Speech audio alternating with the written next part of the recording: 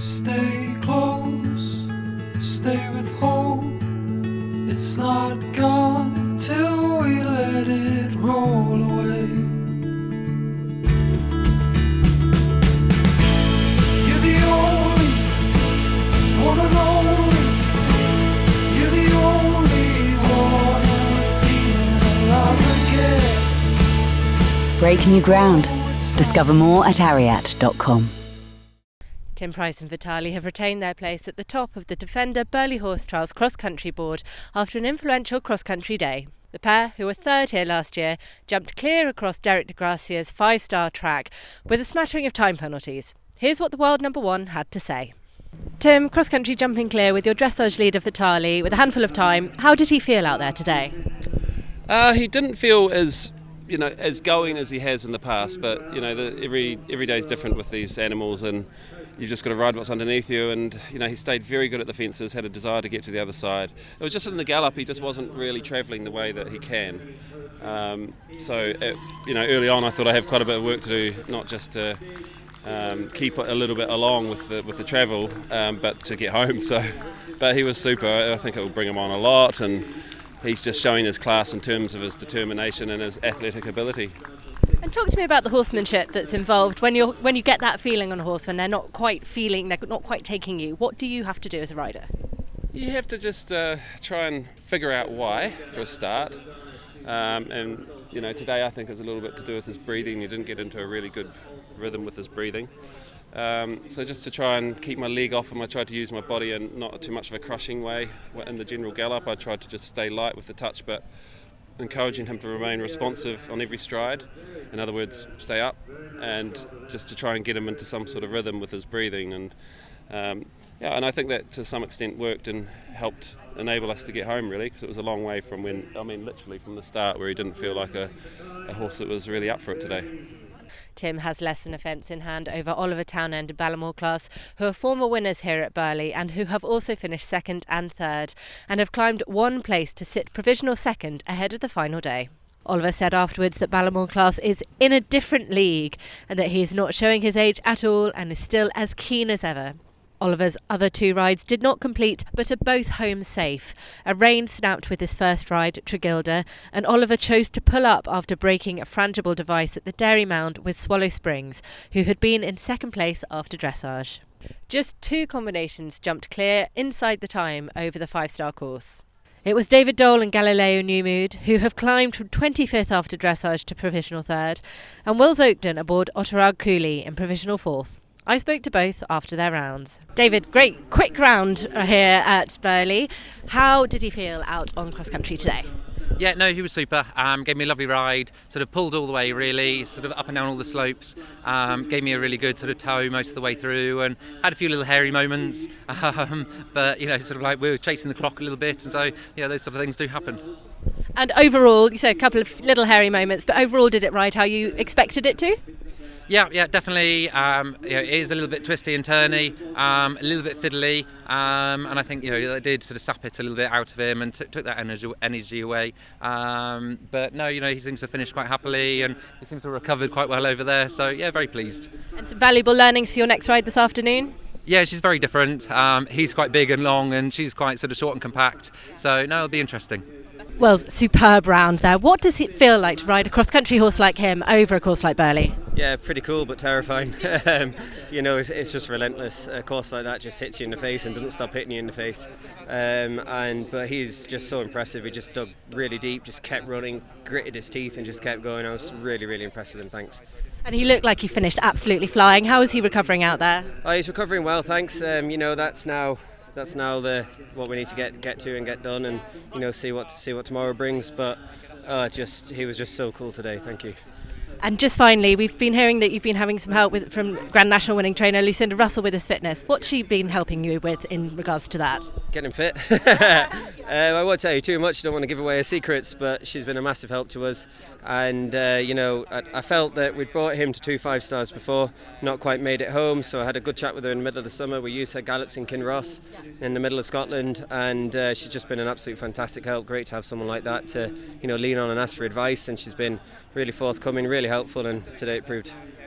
Ireland, Sam Watson and SAP Talisman were also big climbers this afternoon, stopping the clock just 1 second over the optimum time of 11 minutes and 6 seconds. Sam, looked a great round out there. How did it feel? Do you know, it was hard work in completely the opposite way probably to most people, in that I had to tame an absolute wild beast the whole way around. He had so much energy and he never dropped it. He never got tired. I thought that was impossible around Burghley. Look, it is good ground. I was praying for rain all week. You can kind of see why. It would have helped me, to be honest, because I wouldn't have had to have been holding him so much, and I probably would have got that second, but there we go. Look, he was good. Tell me about his breeding. Would that stack up with the fact that he had so much energy out there? Yeah, look, I mean, there's two horses inside the time. One is a Puissance. Mine is that's Will Oakden's horse. Mine's also by Puissance, but he's out of a thoroughbred. I actually had too much today. He's out of a really good thoroughbred, bred by Rosemary Ponsonby, and I could have done with less power today, to be honest. That's the downfall when you've got to be hitting the brakes so much. That's the downfall. But Derek built a lovely course. Like he did, as long as I did a gear change, I could ride on nice distances. He's barely 16 hands, he made those big distances easy today. So look, he was a tiger, hats off, but I'm going to have to think about how I'm going to manage him around Burghley next year, to be honest. It's a bit like Formula 1 driving. It's not just being fast on the straights. You've got to be smooth through the corners and you've got to have the handling, and that's what we'll just work on a little bit, but we'll enjoy today. Harry Mead and Cavalier Crystal are in 6th, and here's what Harry had to say immediately after his round with the mare. Harry, a really exciting 5-star debut for this mare. How did she feel out there? Yeah, she was mega. She, it was very much an unknown chapter in that I came here really sort of hoping she'd go well, but not really knowing how she'd feel around a course this big with the hills and the crowds and everything else. And she totally surpassed all my expectations. She just felt so up for it, so game, really, really enjoying it. And just, she's so keen. If she sees a fence, she'll do everything to jump it. And I have to say, it felt she made it feel pretty easy. And it was I was able to sit back and actually have fun doing it. And is that her character all over, that kind of gameness and willingness? Yeah, but that's also, you often say with people, their greatest strength is also their greatest weakness. And she'd be a little bit busy in her brain. Her natural way of going would be to scuttle in a very fast, quick rhythm and drag you to the roots of fences and bounce off everything mentally. And so a lot of it is about training her to breathe and to relax and to simmer. So like instead of having boiling water, you just let it simmer. And as long as I talked to her a bit on the way round, and I tried to start without blowing her brains, so she can just coast around, but in as fast a way as possible, and then you can hopefully get the best out of her without her sort of characteristics coming to the fore too much and it being a sort of Achilles heel for her. It's fascinating to hear you talk about it, and you know her so well, don't you? Because you've produced her since she was a young horse. Yeah, I've ridden her since she was a 5-year-old, and she's 13 now, and away cruising, who I rode this morning. I've ridden him since he was a 4-year-old, and he's 16 now. So they're really long-standing partnerships, and the lovely thing about that is you just think, and they think with you, and vice versa. So it makes it really rewarding. Later in the day, Harry also went into 9th with Tenerez, although the horse looked sore after pulling up, and Horse and Hound will bring you more information on the horse and on Tom McEwen's ride, Toledo de Cursa, who pulled up on course when it becomes available. Boyd Martin holds 7th with Set Select TSF for the US, as well as 12th with On Cue. And I caught up with Pippa Funnell, riding here 20 years after her first victory when she also took the Rolex Grand Slam, and is in provisional 8th with Myers Hope. Pippa, wonderful round out there in Myers Hope. How did he feel? He felt absolutely fantastic. I have to say I didn't have any awkward, hairy moments. I think he was just in like a car. I just felt like I switched the switch and he felt like he was in auto cruise. He's a lovely horse. He's a real experienced campaigner now, and he had a fantastic ride. And for you as well, 20 years on from your first win here and that big Grand Slam win, what is it about the sport that keeps you coming back, keeps you enjoying it? Probably the feeling I've got right now.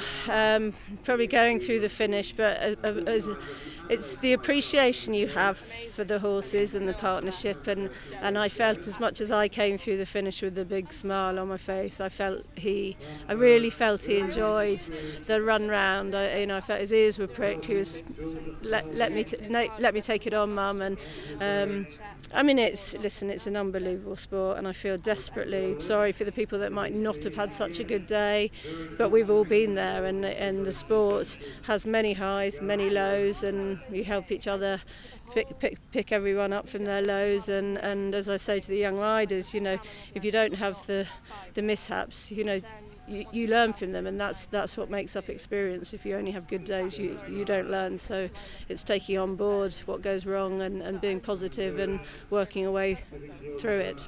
Wills Oakden completes the top 10 with his second ride, Arclos Puissance, and I spoke to several other competitors here, including Alice Casburn, back for a second year with the homebred top spin, and top amateur Lauren Ince, who climbed 31 places after dressage with a cracking round aboard Global Fission M. Alice, cracking round there on top spin. How much did you enjoy riding around Burghley's cross-country course today? Last year I got a little bit I was nervous the whole way round, and today I actually told myself to sit there and enjoy it, and obviously a couple of combinations you come up to thinking, please don't miss, oh dear, and actually today I was like, no, just enjoy it, because he's 15 now, yes, he's sound and he's happy and he's well, but I just want to enjoy absolutely every ride on him, because you never really know when the last one is, and he gave me an incredible ride today. Lauren, what a round! How are you feeling? I am absolutely over the moon. He is just, I can't even describe what an incredible horse he is. We actually had a setback at Arville. I did the Nations Cup in Belgium 10 days ago, or 2 weeks now, and he had a silly fall from home, and I came here not having had a cross-country school because we had a little scare in the week, and so I hadn't really prepared like I would want to prepare, and I was thinking, is this the right decision? Obviously my dressage didn't go to plan. I was like, maybe there's too many little things going wrong, maybe it's telling me something. And then I spoke to Chanel Price, and she was like, it'd be sacrilege to run him round a 4-star when he's an out-and-out 5-star horse, and he is a Burghley horse, so kind of helped sway us, and we made the decision, and I came out today and I just gave it everything I had, and he gave me the most amazing ride in return, and I just can't, I'm just so happy. And you know each other so well as well, don't you? And sometimes, I had a couple where I was galloping open, I was trying to conserve energy by not doing too much setting up, and then I realised 3 strides out I wasn't on the best stride, and all I have to do is sit quiet and let him decide whether to go on the big one or little chip in, because I know he'll always be careful in front. I know he's always going to jump when he gets there. I just have to not make a silly decision. And he did that every time I asked, and then on the questions he just saw every one. It was like he'd been around before, so I couldn't have asked more from him. And you, of course, work full time. Do moments like this make the juggle worth it? Oh, 100%. I was quite stressed the last couple of weeks. I had been very busy at work, and everything wasn't all going my way, and it is quite stressful when it's not just fitting into place like you hope it will. But having got here, having ridden around the course, and I am so glad I do it, and I want to do it again. The final horse inspection is expected to take place at 9:30 on Sunday morning, with those horses past fit to compete going forwards to the show jumping phase. Head over to the Horse and Hound website for all the latest news from here at Defender Burghley, and don't forget to like and to subscribe to our YouTube channel for more content.